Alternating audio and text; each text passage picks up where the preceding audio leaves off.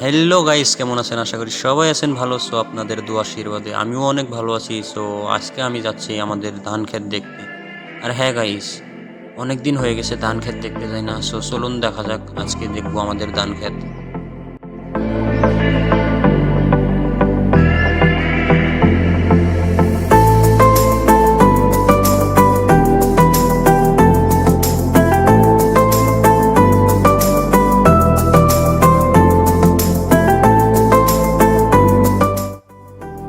So guys দেখে নেন, আমার কিন্তু চারিওদিকে ধান ক্ষেত।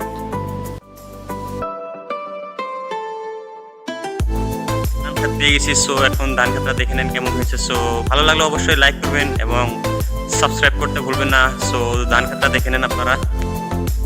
সো গাইস এটাই হয়েছে আমাদের ধান ক্ষেত। তো দেখে নেন কেমন হয়েছে। সো অবশ্যই আমার কমেন্ট বক্সে জানিয়ে দিবেন।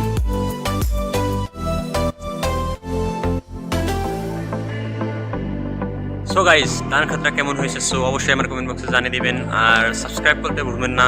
সো আজকের জন্য বাই বাই।